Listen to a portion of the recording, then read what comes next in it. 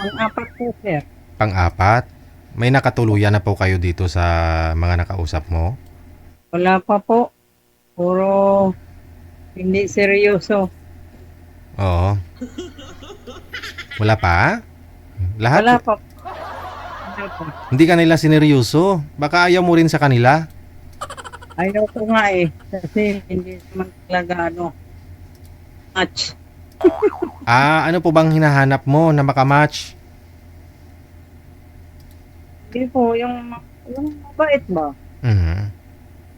Kabait, tapos? Seryoso. Kasama habang buhay po. Aha. Yung mga nakausap nyo hindi mabait, tapos hindi naman seryoso? Hindi po seryoso. Wala doon sa hinahanap ko, Sir DJ. Oh? Paano nyo nasabi na hindi seryoso? Nag-usap po ba kayo? After nyo dito, nag-usap kayo? Mga dahilan po eh. Saan? Lasinggo.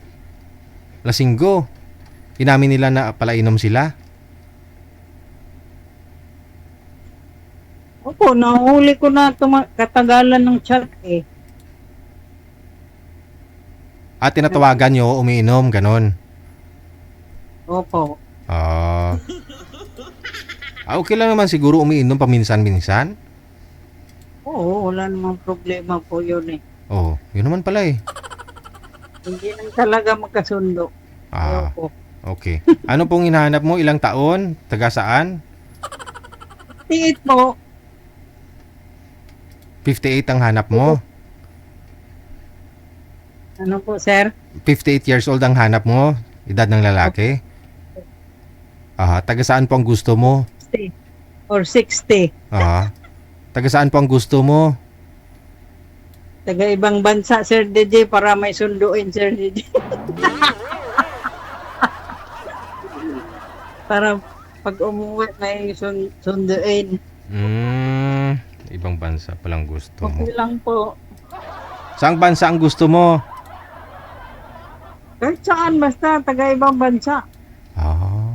Taga Umarika? Taga Umarika, ma'am? Taga Saudi. Yung dati ko taga Saudi Dating? OFW din. Dati Yung mo? last ko. Yung pangatlo, yung sabi mo, Sir Didi, na walang time po sa akin. O sino po yung lasinggiro? Iba rin yun. Yung pangalawang salang po rin yun. Wala.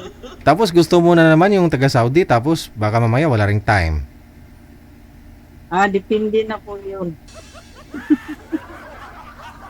Sige, hanap tayo ng taga Saudi, ha? Sige po. Okay, sige. 60 years old? Pwede 58 hanggang 60. Okay lang po yun. Okay. Standby lang po sa linya, ma'am. May mag-PPM din pa mamayan yan. Okay. Kaya pala, ibang bansa ang gusto eh. No? O nga naman, no? Sa hirap ng buhay dito sa Pilipinas, tapos lasinggiro ka pa, no? Okay lang ho siguro kung libo-libo